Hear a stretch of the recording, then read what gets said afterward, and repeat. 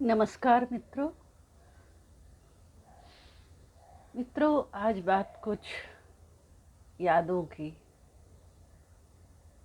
किसी ने मुझसे कहा था कि तुम और मैं विचार और भावना के एक वेवलेंथ पर हैं। मित्रों, जिंदगी जितनी खूबसूरत है उतनी ही रहस्यमयी भी। एक पल में से पूरी की पूरी गुजर कर देखते ही देखते उस अभेद्य दीवार के पार चली जाती है जिसे भेदना हमारे वश में नहीं होता। अगला पल पकड़ से दूर, बहुत दूर होकर हमारी रेतीली हथेली में यादों का गुच्छा पकड़ा जाता है और रीतते पलों के बीच उमक कर आंखें खोल देता है वह अनमोल, वह स्नेहिल अबोध पल, जिसमें संवेदना और विचार के स्तर पर एक वेवलेंथ पर खड़े होकर पूरी जिंदगी जी लेने की बात की थी। उन्होंने यह भी कहा था, मैं मानता हूँ कि हर लेखक को थोड़ा सा मकबूतल हवास होना ही चाहिए। इसके बिना तो वह लेखक हो ही नहीं सकता। वे अक्सर मौन की अंतहीन यात्रा पर निकल जाते और रंग, ध्वनि, प्रकाश के रहस्य को भेदने की सामग्री साथ लेकर लौटते और फिर शब्द की नोक पर ठोक देते थे वे भाव जिन्हें व्यक्त कर पाना हर एक के वश की बात न थी। विरल था बहुत कुछ, विरोधी गुणों का अद्भुत सम्मिश्रण। एक दिन यूं ही कहा था उन्होंने, मेरे लिए लिखना एक नशा ना होता तो मैं उससे और वह मुझसे इस तरह चिपका ना रहता। हाँ, देर से ही सही उसे संभालने की कला में लगा हूँ। उम्र जरूर आड़े आ रही है पर मनोबल टूटा नहीं है और मैं उत्साह में उसे लांग जाने में टूट जाता हूँ, जानते हुए भी कि यह निंदर की शरारत है। जब शरीर साथ नहीं देता तो उसे खरी खोटी सुनाने लगता हूँ। 85 वर्ष मित्रों, 85 वर्ष, 10 महीने 10 दिन में युगों को समोने वाले ध्वनि साधक, मौन के अन्वेषक, रंगों की अद्भुत छटा के पीछे के अंधेरे का संधान करने वाले विचारक और संवेदनशील शब्द शिल्पी नरेंद्र मोहन के भीतर गहन चेतना और भावबोध के साथ बसता, खिलंदरी करता वह मखबूतल हवास निंदर आत्मकथा से निकलकर मेरे साथ ऐसा हो लिया कि नरेंद्र मोहन जी भी पूछते, आजकल निंदर मुझे दिखता नहीं, तेरे पास तो नहीं? फिर कहते, तूने उसकी आदत बिगाड़ दी है, अब मेरे पास तो टिकता ही नहीं। और मैं खूब खूब हंसती, कहती, आप आजकल उसकी परवाह नहीं करते, बस काम काम काम, इसलिए तो मेरे पास आ गया है। जाने को तैयार नहीं, भेजूंगी भी नहीं। फिर हम दोनों ठठा कर हंसते, भूल जाते कि हम आमने सामने नहीं, फोन पर है। जिस पल से होकर वे गुजरे, विदेह हुए, वह पल आज भी वही ठिठका खड़ा है। बेचैनी के आलम में एक नहीं, कई बार उन पलों को पुकारा था उन्होंने, जिसे बूंद बूंद जिया था, सिर्फ निंदर बनकर ही नहीं, नरेंद्र मोहन बनकर भी। स्व से पर तक का विमर्श, जिसमें समाज, साहित्य, देश, काल, परिस्थिति, अतीत, वर्तमान और भविष्य की मीमांसा होती। कई बार उन पलों को रेखांकित करना कठिन होता है, जिन्होंने हंसाया, रुलाया, फिर बैठ गए अतल में। अब जब तक झांकते रहते हैं बाहर और इस आवाजाही में उमग ही आते हैं अनमोल पल स्मृतियों के।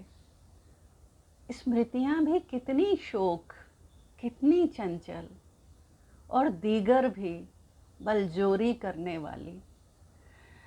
जितना रोको उतना ही सेंध लगाती हैं और सोते जागते उठते बैठते खाते पीते यहाँ तक कि नितांत अकेले पलों में भी घुसपैठ कर मन को तार तार कर देती हैं।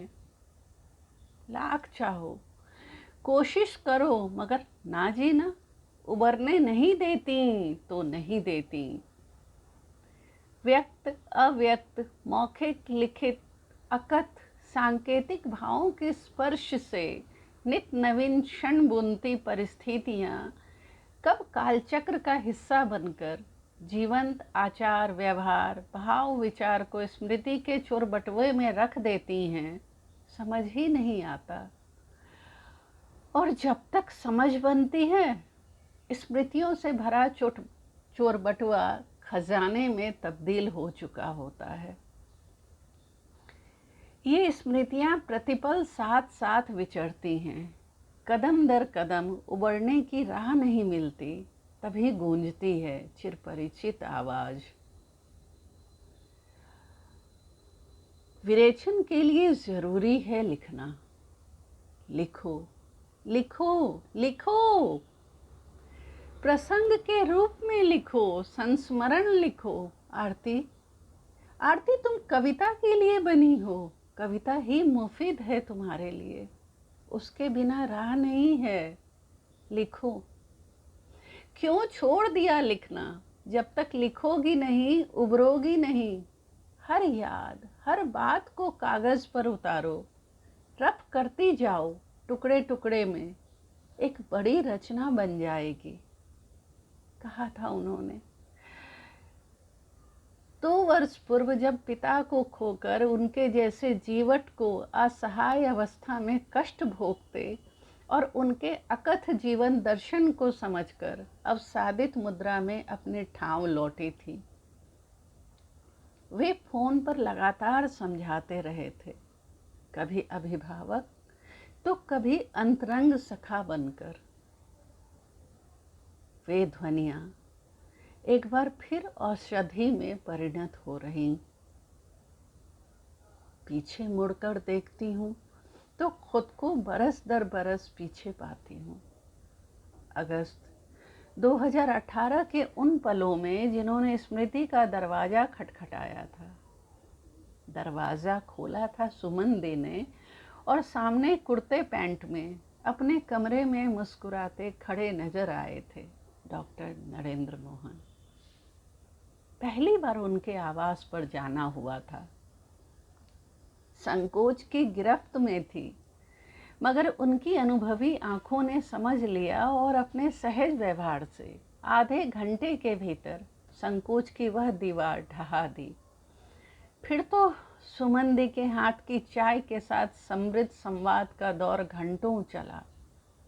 जीवन, मानसिक उद्वेलन, विभाजन के हालात और उनसे उपजी व्यथा की जमीन पर हुई उनकी अद्भुत रचनाओं पर खुला संवाद। उस समय उनके कहे एक एक शब्द आज भी वायुमंडल में तैर रहे हैं। देखें, जब आप सच जानते हैं तो कहे बिना नहीं रह सकते। दूसरा यह कि सच कहने का आप में कितना साहस है, साहस जोखिम उठाने का। अगर लेखक में यह साहस नहीं है तब उसका लेखन भी कुछ नहीं है। एक तो है सच्चा खरा नंगा सच लिखना, और लिखने के बाद आप चुप हैं।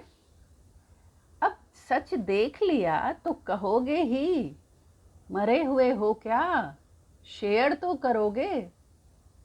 आज हम शेयर करते हुए भी डरते हैं। समझ में नहीं आता कि किन पर भरोसा करें। ऐसे में मैं कहता हूँ कि कुछ मकबूतल हवास लोगों का बचा रहना ज़रूरी है, जो खुलकर अपनी बात कह सके। मंटो भी पागल थे, मकबूतल हवास, वो बना रहना चाहिए। आदमी में इतना साहस जरूरी है। आदमी चुप क्यों है?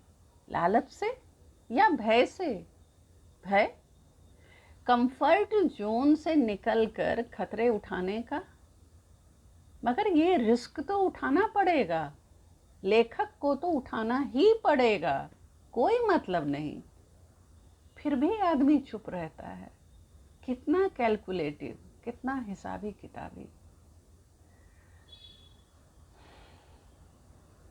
वर्तमान के बिगड़ते हालात की पीड़ा उनके संवेदनशील मगर विचारक लेखक मन को नवसृजन के लिए उद्वेलित करने लगी थी। मैं पहले भी उनकी आत्मकथा का एक बड़ा हिस्सा पढ़ चुकी थी, कुछ एक नाटक और कविताएं भी। इस मुलाकात ने सहज संवाद के माध्यम से सोच को एक दिशा दी। विस्मित थी कि इतना बड़ा व्यक्तित्व और कितना सहज, कितना नेक दिल, कितना सरल और नेह से सरोबार। इस मुलाकात के बाद फोन पर संवाद का सिलसिला शुरू हो गया। निंदर आत्मकथा से निकलकर मेरे साथ भावलोक में विचरने लगा था। निंदर यानी 10 वर्ष का वह साहसी और संवेदनशील बालक जिसने विभाजन की त्रासदी बहुत गहरे तक झेली, जो मास्टर यूसुफ, सखा आसिफ को कभी नहीं भूल पाया, बाल सखी नन्हों को भी नहीं।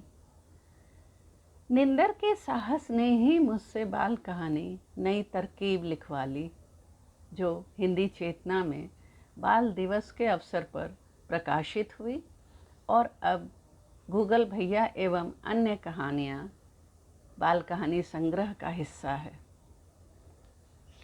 नरेंद्र मोहन सर को यह सरप्राइज गिफ्ट दिया था और वे बेहद खुश हुए। अपने बचपन को मूर्त रूप में पाकर भला कौन नहीं खुश होगा। नन्हे सुकोमल पलों ने स्मृति की पोटली में उनके कहे शब्दों को ही नहीं, भावों विचारों को भी गुपचुप सहेज लिया था। संवाद के लगभग 1 सप्ताह बाद उन्हें संवाद का लिखित रूप दिखाने के लिए मेरा जाना हुआ। मैंने डॉक्टर हरीश नवल से भी नरेंद्र मोहन जी के आवास पर आने का आग्रह किया था। हमने थोड़ी बहुत बातचीत की। नवल सर ने प्यारी सी सेल्फी ली और बैठक में सुमन दी के पास चले गए। मैं मौन बैठी रही। नरेंद्र सर मेरी तरफ मुखातिब हो सिर झुकाकर पढ़ने और संशोधन में लग गए। मैं देख रही थी कि उन्हें इस तरह गर्दन झुकाकर पढ़ने में दिक्कत हो रही है। थोड़ी देर बाद मैंने टोका, सर आप अपने स्टडी टेबल की तरफ मुड़कर आराम से करेक्शन कर लें। उनका जवाब था, वैसे तो तुम्हारी तरफ पीठ हो जाएगी ना, यह सलीका थोड़ी ना है कि किसी की तरफ पीठ करके बैठ जाओ। सर ने मुस्कुराकर जवाब दिया और देर तक वैसे ही पढ़ते संशोधित करते रहे। अंततः मैं ही सुमन दी के पास बैठने का बहाना कर उठ खड़ी हुई। तब कहीं जाकर उन्होंने अपनी कुर्सी स्टडी टेबल की तरफ मोड़ी। यह छोटी सी बात मेरे लिए सबक बन गई। हर हाल में औरों को सम्मान देने का भाव उनके भीतर कितना गहरा था, यह बात की मुलाकातों में और अधिक स्पष्ट होता गया।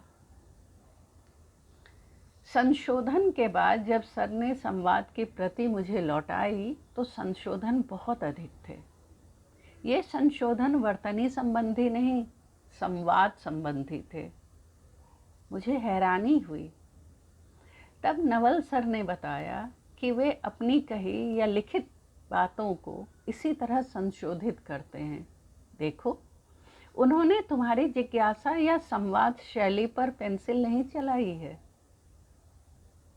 उस घड़ी अनायास मेरे मुंह से निकला, मिस्टर परफेक्शन। नरेंद्र सर अपने हर काम को इतनी तल्लीनता, इतनी सुघड़ता और कलात्मकता से करते कि रचना में नववधु सा निखार आना स्वाभाविक ही था। उस दिन उनकी कार्यशैली की मैं मुरीद हो गई। एक अखंड सत्य जाना समझा कि आत्मीय संबंध भौतिक या मूर्त मुलाकातों के मोहताज नहीं होते। नरेंद्र मोहन जी से मुलाकात गिनूं तो औपचारिक मुलाकात 5 से 6 बार, जबकि हमारी बहुत बातचीत भी नहीं हुई, और अनौपचारिक 3 या 4 बार। मगर कितनी लंबी जिंदगी जी ली, कितना कुछ पा लिया, सोचकर हैरान हूँ। फोन पर हम ज़्यादा खुले थे, इसका श्रेय भी उन्हें ही जाता है। वे सामने वाले पात्र के अनुरूप इस कदर ढल जाते कि आपको एहसास भी ना हो। 2019 के आरंभिक महीनों में सर पत्रों को संग्रह का रूप दे रहे थे। उनके स्नेहिल प्रस्ताव पर पत्र लिखा। पत्र क्या था? निंदर से जुड़ी मेरी संवेदना ने पत्र का रूप ले लिया और वह पत्र सर के अंतस को छू गया। उन्होंने फोन करके मुक्त कंठ से प्रशंसा तो की ही, जो कहा वह उनके भाव व्यवहार में सदैव नैसर्गिक रूप में दिखता रहा। तुम इस घर का हिस्सा बन चुकी हो, जैसी सुमन वैसी तुम। कुछ दिनों बाद फिर किसी प्रसंग में कहा, तुम इस घर परिवार का तो हिस्सा हो ही, मेरे जीवन का भी हिस्सा बन गई हो। उन्होंने जो कहा, जितना कहा, उससे कहीं अधिक निभाया। सुमन दी ने भी हर बार स्नेह का गागर उड़ेला, जिसे शब्दांकित करना कठिन है। निंदर को सर ने ही मूर्त किया जब पिता को खोकर बदहवास सी लौटी थी। उनकी असहाय अवस्था दृश्य बनकर नाचती और मैं टूटन की ओर बढ़ती जा रही थी। सभी अपनों ने आश्वासन दिए, मगर सर ने वरिष्ठ की भूमिका रखते हुए भी मेरे सामने खिलंदर निंदर को खड़ा कर दिया। फोन पर मुझसे रोज बातें करना, बाबा से जुड़ी बातें सुनना, उसे लिखने के लिए प्रेरित करना और साथ ही मुझे हंसाने के नए नए तरीके अमल में लाना उनकी दिनचर्या बन गई थी। अंतरंग मित्र ही कर सकता है ऐसा, कोई और नहीं। अपनी तमाम व्यस्तता के बावजूद किसी को अवसाद के गहरे कुएं से निकालने का काम इतना सरल नहीं, वह भी जब तब मिलना ना हो, फोन के सहारे। मगर उन्होंने कर दिखाया, क्योंकि उनके बात व्यवहार में कहीं भी कुछ भी बनावटी ना था। जो था सहज था, स्वाभाविक था। सर के भीतर के साहसी, संकल्पी मगर अबोध बालक निंदर से तब अधिक खुलकर मुलाकात हुई और होती रही। उनके सहज आत्मीय स्नेह, उनकी प्रेरणा, उत्प्रेरणा का चमत्कार हुआ तो मेरे भीतर सूखी कविता की नदी फिर जलमग्न होने लगी और कविताएं स्वतः स्फूर्त हो एक के बाद एक प्रकट होने लगीं। व्हाट्सएप के माध्यम से उन तक पहुंचने लगी। वे इतने पर भी कहाँ रुकने वाले थे। मेरी हर एक रचना पर अपनी प्रतिक्रिया देते, चाहे वह लेखन के रूप में हो या यदा कदा खींची गई आरी तिरछी रेखाओं के रूप में। वे मेरे पहले पाठक, पहले सलाहकार बने तो बने ही रहे। आहा, कितने सुंदर पल। 30 जुलाई वर्ष 2019, अवसर सर के जन्मदिन का। सर ने किसी और को नहीं बुलाया था। सुमन दी और ऋत्विक के साथ बेहद अनमोल क्षण बिताए हमने। उन पलों को समेट लेने के लिए जो तस्वीरें ली, वे सचमुच मेरे खजाने का हिस्सा हो गईं। मुझे याद है विश्व के कोने कोने से सर को लगातार फ़ोन आते रहे थे और वे हर फ़ोन को रिसीव कर रहे थे। मैं महसूस कर रही थी उनका विश्व परिवार, जिन्हें उन्होंने अपने निश्चल नेह की डोर से बांध रखा था। यह वानगी मात्र है हर एक के प्रति उनके अतुल स्नेह की। मेरी वापसी के समय उन्होंने सद्यः प्रकाशित कविता संग्रह जितना बचा है मेरा होना भेंट दी और कहा, इस पर कुछ लिखना। आपकी किताब पर लिखना आसान है? तुम जीती हो रचनाओं को, इसीलिए कह रहा। सच ही तो कहा था उन्होंने, क्योंकि इस संग्रह ने कवर पेज और अपनी 84 कविताओं के गूढ़ अर्थों में ऐसा लपेटा कि एक नहीं, दो नहीं, 3 बार पढ़ गई, मगर लिखने बैठूं तो कलम साथ ना दे। इस संग्रह की हर कविता ने जाने कितने तहों में कितने ही अर्थ समेटे हैं। हर बार नया अर्थ खुल जाता। 1 वर्ष लग गया लिखने में, फिर एक नहीं 2 तरीकों से लिखी गई, मगर अब भी नहीं कह सकती कि आलोचना ने हर कविता को पूरी तरह खुलने का स्पेस दिया है। उन पर लिखी जितनी आलोचनाएं पढ़ी सब अधूरी लगी, और यही बात जब उन्हें बताती तो वे मुस्कुराते, कहते यही तो रचना की सफलता है। आत्मकथा के दोनों खंड, डायरी के दोनों खंड, कविताएं, नाटक, कितना कुछ पढ़ गई, जज्ब कर लिया, मगर उन पर लिखने के समय शब्द हमेशा कम पड़े या सही शब्द मिले ही नहीं। कमबख्त निंदर ने मुझसे बाल कहानी लिखवा ली तो जितना बचा है मेरा होना ने प्रतिक्रिया स्वरूप कई कविताएं। यह स्वतः हुआ। किसी रचनाकार की रचनात्मक सफलता इससे बड़ी क्या हो सकती है कि कोई पाठक उनकी कृति की समीक्षा, आलोचना के साथ ही कई कविताएं प्रतिक्रिया स्वरूप सौंपे, और यह सब एक कृति पर एक के द्वारा किया जाए।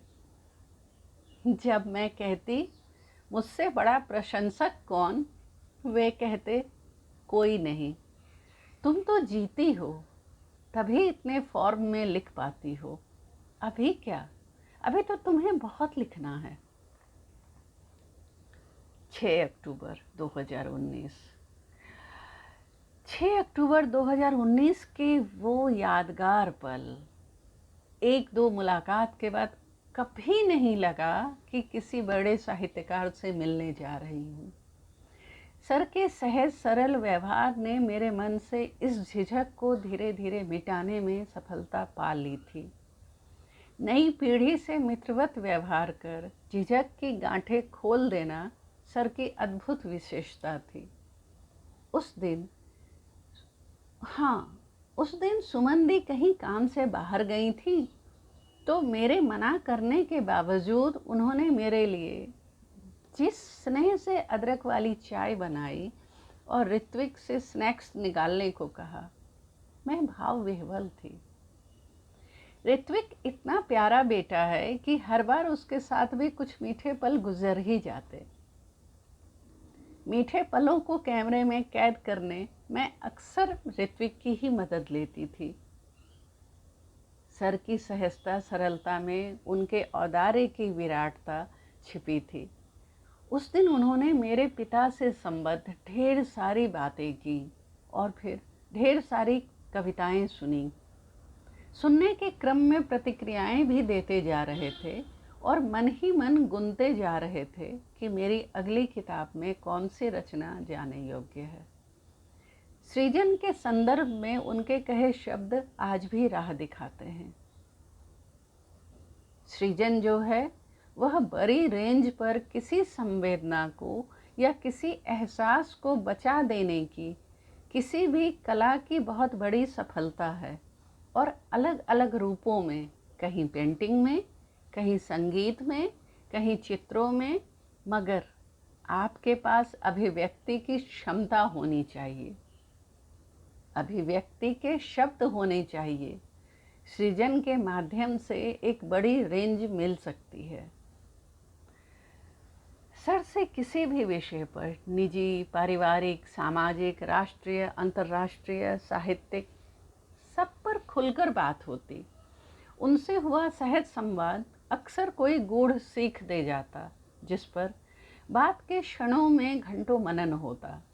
एक बार मैंने पूछा था, दर्द की चीख और चीखों में दर्द को आपने जितनी सूक्ष्मता से आत्मसात कर लिया है और जिसका स्पष्ट प्रभाव आपके लेखन पर दिखता है, क्या कभी उससे उबरने की कोशिश नहीं की? उसी क्षण उनका जवाब था, दर्द की अनुगूंजें हैं अब भी, क्योंकि दर्द की पीड़ा के संदर्भ व्यक्तिगत नहीं होते, वे सामाजिक भी होते हैं, राजनीतिक भी होते हैं। वे हमारे सामने घटित होते हैं। सामाजिक, राजनीतिक पीड़ा, त्रासदी गाहे बगाहे सामने आती हैं, विभिन्न परिस्थितियों में घेरती हैं। जैसे जैसे समय आगे बढ़ता जाता है, नई परिस्थितियाँ, नई त्रासदियाँ घटित होती हैं। आज भी जब कहीं दंगा होता है, मुझे वो घटनाएं याद आ जाती हैं। वो दंगों की एक कड़ियाँ हैं जो लगातार चलती आ रही हैं। हमारे देश में वो दंगों की दहशत हो या विस्थापन का दर्द हो, विस्थापन के भी अलग अलग रूप हैं। ऐसा बार बार होता रहा और व्यथित होता है मन। दर्द की पीड़ा और त्रासदी बहुत व्यापक रूप में बयान करती है और व्यक्तिगत पीड़ा के घेरों को तोड़ती हुई उसका एक व्यापक सामाजिक आकार बनता जाता है। और वह वही है, कभी चीख के रूप में, कभी किसी और रूप में। अपनी व्यस्तता के बावजूद आत्मीय संबंधों को अभिभावक की तरह चिंता करना और प्रत्यक्ष में मैत्री भाव से मिलना उनका स्वभाव था। नेह की उनकी व्याप्ति मानव मात्र तक ही सीमित नहीं थी। प्रकृति के कण कण से प्रेम करते हुए वे इससे इतर अध्यात्म की सीढ़ी चढ़ने लगे थे। जीवन और मरण आनंदमय हो जाता है जब प्रेम को उसके विराट रूप में देखा जाए।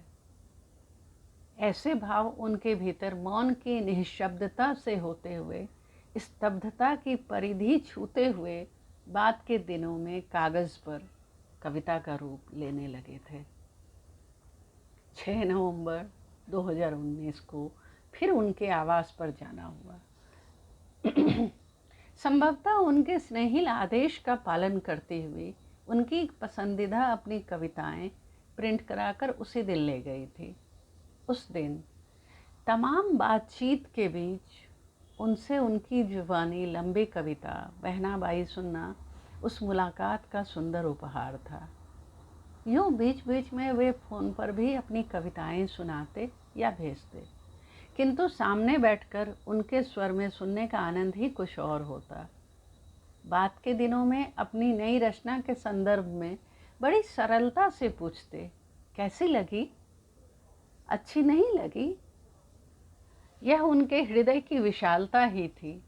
फलदार वृक्ष के नमनशील होने की वानगी सर के व्यक्तित्व में सार्थकता पाती है। प्रतिभाओं को पाकर उसे उभारने का अनकहा प्रयास मुझ जैसी 2 पीढ़ी बाद के लेखक लेखिकाओं को उनका यह कहना कि साहित्यकार कोई छोटा या बड़ा नहीं होता, वह उम्र से नहीं लेखन से छोटा या बड़ा होता है। मैं तुम्हें भावनात्मक और वैचारिक स्तर पर एक वेवलेंथ पर पाता हूँ। तुमसे खुलकर बहस की जा सकती है, विमर्श की जा सकती है। ऐसा कहकर निश्चित तौर पर वे मुझ जैसे परवर्ती रचनाकारों का आत्मविश्वास तो बढ़ाते ही थे, उन्हें उनके भीतर छिपी प्रतिभा और योग्यता का भी भान कराते थे। मुझे याद है, कई शिक्षण संस्थानों की भीतरी राजनीति से मेरा मन व्यग्र था। तब फोन पर उन्होंने बुद्ध के शब्द सौंपे थे, आत्मदीपो भव। और उनके कहे पर मनन करती हुई मैं उस मन स्थिति से उबर गई थी। उनके कहे सहज वाक्य कई बार मेरे लिए सूक्ति वाक्य हो जाते और उन कथनों पर विचार करना स्वयं को विकास मार्ग पर ले जाने जैसी अनुभूति देता। कविता की सूक्ष्मता को देखने परखने, उसकी गहराई में उतरने की मेरी समझ विकसित हुई है तो सर की कविताओं से और कविताओं के संदर्भ में उनसे संवाद करके। उसी माह सप्ताह भी ना बीता होगा कि सर का फोन आया। मैंने कविताएं देख ली हैं, मार्क भी कर दिया है, आ जाओ तो उस पर विस्तार से बात हो। मैं हैरान। सर उन दिनों अपने लेखन कार्य में व्यस्त थे, बावजूद इसके इतनी जल्दी। बहरहाल जब गई और उन्होंने मेरी स्क्रिप्ट मेरे सामने रख दी, फिर बोले, देखो पलटकर। वास्तव में अवाक होने की बारी अब थी। सर ने हर एक कविता को कितनी तल्लीनता से पढ़ा, उस पर मनन किया। इसका प्रमाण पेंसिल से खींची गई वे लकीरें, वे शब्द और वे वर्गीकृत उपशीर्षक दे रहे थे। इतना ही नहीं, किस उपशीर्षक के भीतर कौन सी कविता जाएगी, किस उपशीर्षक या खंड के भीतर कम कविताएं हैं, किसके भीतर अधिक, वे कविताएं जो बेहतर हैं मगर इन खंडों में नहीं रखी जा सकती, आदि आदि बातें स्पष्टतया मुखरित थीं। फिर उन्होंने कई निर्देश देते हुए कहा, बस अब फाइनल करो, तुम्हारी किताब अगले वर्ष आ जानी चाहिए। तुम्हारे पास अब भी इतनी अच्छी कविताएं हैं कि एक और किताब बन जाए, मगर पहले यह। उस क्षण सर की उदात्तता को नाप पाना कठिन था मेरे लिए। कुछ क्षण वैसे ही उन पन्नों को पलटती रही, उन पर सर द्वारा खिंची लकीरें और शब्द निहारती रही। बस शब्द ना फूटे, बोल ना फूटे। सर ने फिर टोका। तब पूछ पाई, कैसे किया इतना कुछ इतनी जल्दी? अरे मैंने तो इसे एक दिन में ही निपटा दिया, और देखो सारी कविताएं ध्यान से पढ़ी हैं। वे हंसे। इसलिए तो हैरान हूँ। तुम जानती हो ना, जब काम करने बैठ जाता हूँ तो फिर शाम से रात 1 बजे तक बैठा रहा और हो गया। और आपका दर्द? छोड़ना, काम हो गया ना, काम नहीं रुकना चाहिए। मैं निःशब्द थी। बाद में नवल सर ने बताया कि सुधा की कविताओं को किताब का रूप देने की ओर नरेंद्र मोहन जी ने ही ध्यान दिलाया था। नरेंद्र मोहन सर साहित्य के जिस ऊंचे मुकाम पर हैं, उससे कहीं अधिक ऊंचाई उनके व्यक्तित्व की है। व्यक्तित्व ही युगांतरकारी बनाता है, क्योंकि तब केवल उनका साहित्य नहीं, उन पर लिखा गया साहित्य उन्हें युगों तक जीवित रखता है। यूँ कहें कि अमरता का वरदान दे जाता है। गांधी अक्सर कहा करते थे, मेरे लिखे पर नहीं, मेरे कर्म पर विश्वास करो। वे मानते थे जो लिखा वह उस समय का सच था। बदलते समय के साथ स्थितियां परिस्थितियां ही नहीं, मन की गति भी बदलती है। इसलिए उन्होंने कहा भी, मेरा जीवन ही मेरा संदेश है। सर के लिए भी ऐसी ही प्रतीति होती है। समय चक्र के साथ किस तरह मन की गति बदली और विचारों ने नई दिशा ली, यह सर की पिछले 2 वर्षों की अप्रकाशित नई रचनाओं में दिख जाता है। 8 दिसंबर 2019 की वह खूबसूरत दोपहरी। मेरे आमंत्रण को उन्होंने स्वीकार किया और हरीश नवल सर ने उन्हें साथ लेवा लाने का दायित्व लिया। मयूर विहार के एक छोटे रेस्तरां में हमने, यानी स्नेह सुधा नवल मैम, सत्यवती कॉलेज की प्राचार्य Manjula Das ma'am, Harish Naval sir, Narendra sir और मैं। हम सबने कई घंटे साथ गुजारे, खाना पीना, कविता, सुधा मैम की पेंटिंग और यादगार तस्वीरें। कितने खूबसूरत पल संजोए हमने। सर के बैकेट को लेकर मेरी चिंता बनी हुई थी, मगर उन्होंने जरा भी एहसास नहीं होने दिया। दूसरों की खुशी के लिए खुद को कष्ट देकर भी खुश रहना संत स्वभाव होता है। यही स्वभाव पाया उनमें हमेशा हमेशा। उनकी अच्छाइयाँ दबे पाँव मेरे भीतर उतरती हुई मुझे समृद्ध करती गईं। एक और खूबी मैंने अक्सर नोटिस की, जब तक वे दर्द सह सकते तब तक घर आने से कभी मना नहीं करते और उसी तरह प्रसन्न होकर स्वागत करते और पूरा समय देते।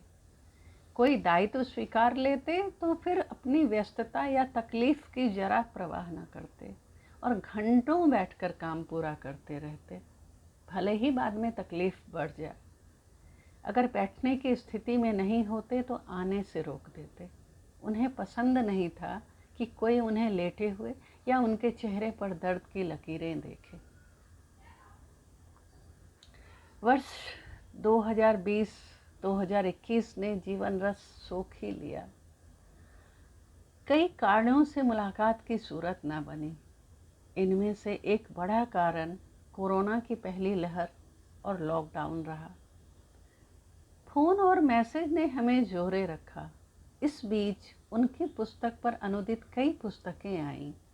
उन्होंने कई अधूरी किताबें पूरी की, कुछ नया भी रचते रहे और पुराने के पुनर्मुद्रण की ओर भी सजग रहे। उनकी लगन, कर्मठता सचमुच हैरान करती। उनके समग्र साहित्य के खंडों में इजाफा हुआ। 4 खंड और प्रेस पहुंच गए, जो 2021 के आरंभ में उनके सामने थे। उनका नया कविता संग्रह भी आ गया। कोरोना की दूसरी लहर देश दुनिया पर हावी हो रही थी। 2020 में पहले शाहीन बाग, फिर किसान आंदोलन। दिनों दिन बिगड़ती देश की आंतरिक स्थिति ने उनके भीतर उपजी पीड़ा को सृजन की नई उर्वर जमीन दी और वे रचते चले गए।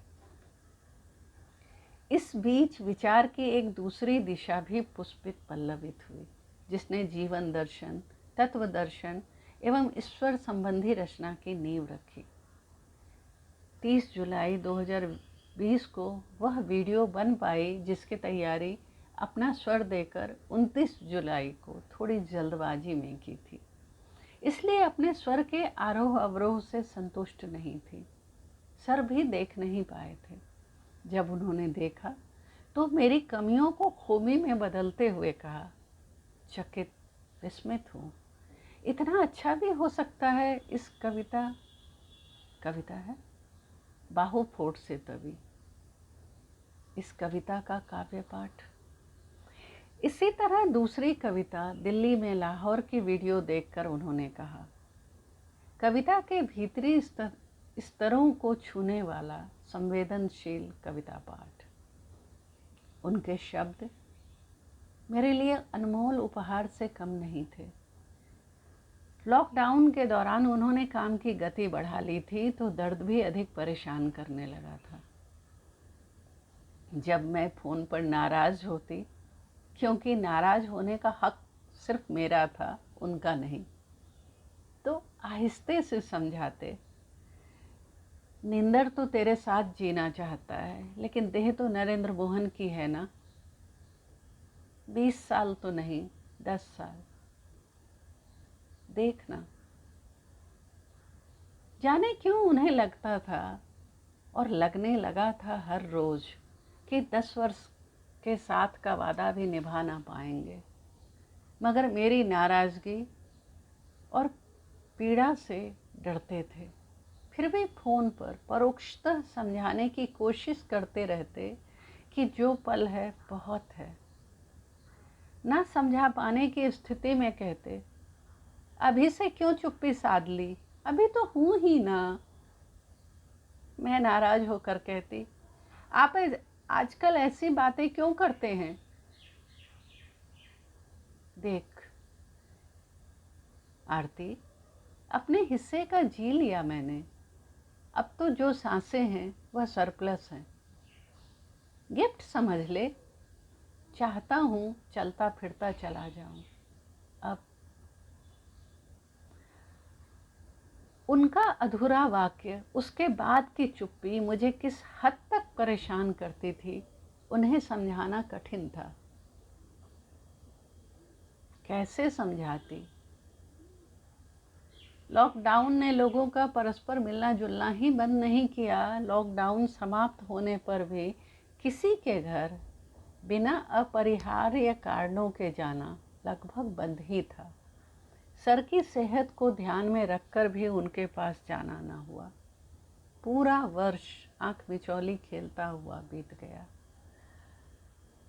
22 मार्च की सुबह, 22 मार्च 2021, सर को कॉलेज से ही फ़ोन किया।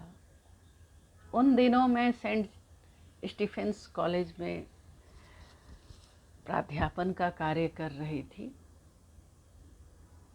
तो कक्षा समाप्ति के बाद उन्हें फ़ोन किया, अनुमति ली और चल पड़ी। लगभग 15 महीने बाद एक बार फिर वे उसी तरह इंतज़ार करते मिले, उसी तरह फिर ठहाके लगे, फिर सुमन दी के हाथ का सुस्वादु भोजन साथ में किया। और उस दिन भी सर ने ही मेरी प्लेट सजाई और पहली बार मैंने उन अनमोल पलों को कैमरे में कैद कर लिया। उनके स्वर में कविता की गूंज को मोबाइल में संजोया।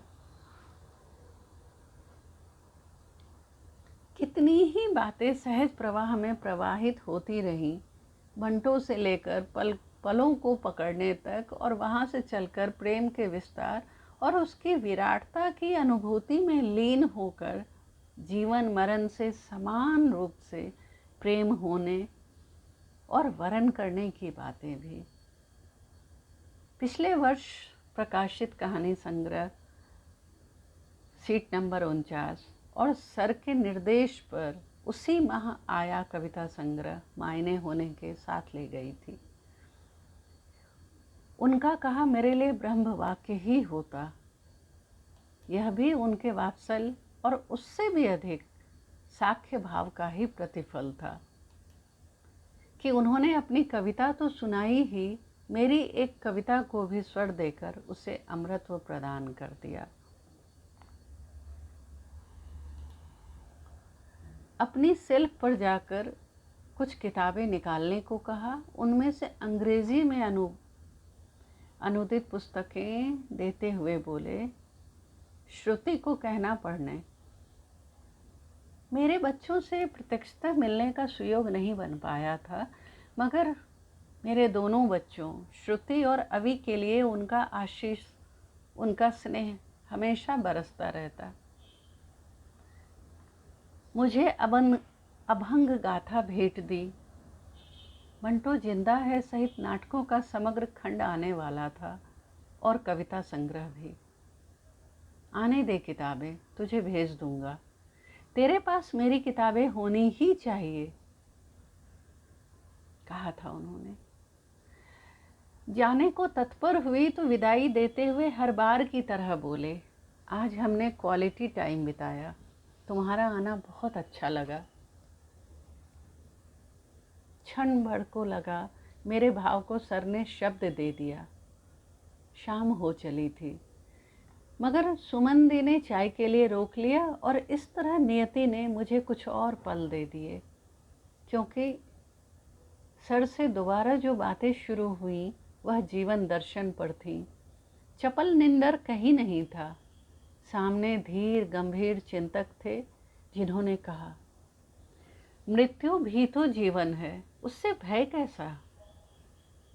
जब मृत्यु को नया जीवन मान लो और उससे भी प्रेम करने लगो तो फिर जाना जाने जैसा नहीं होता।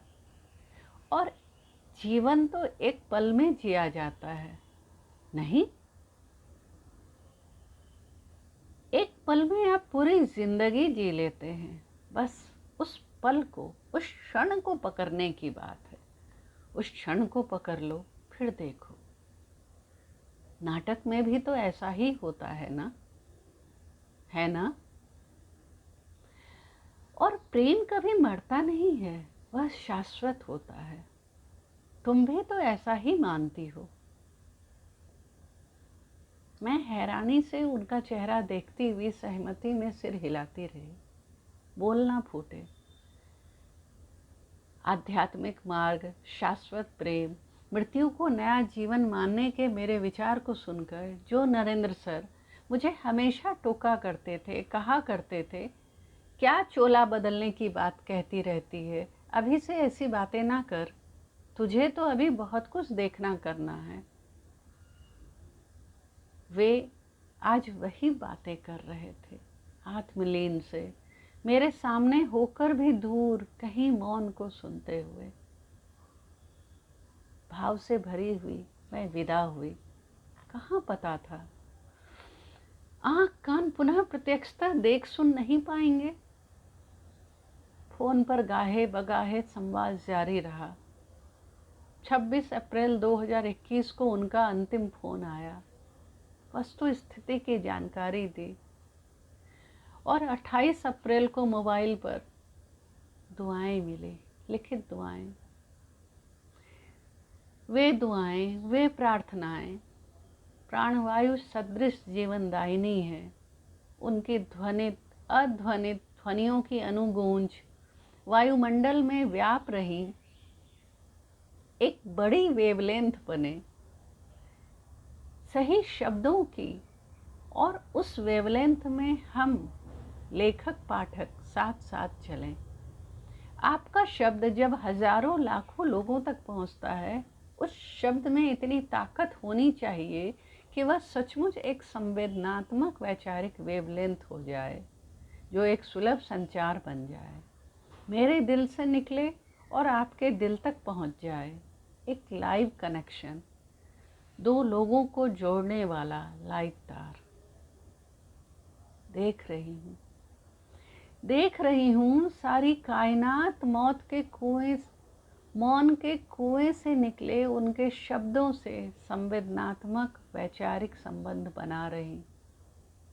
उन शब्दों में अंतर्निहित ध्वनियाँ देश काल से परे व्याप रही हैं।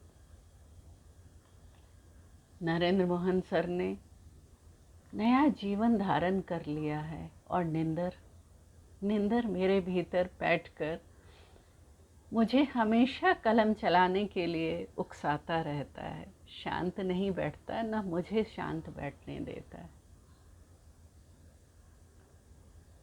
आप दोनों रूप में, बाल सखा के रूप में, अभिभावक के रूप में, हर रूप में थे, हैं और हमेशा हमेशा रहेंगे।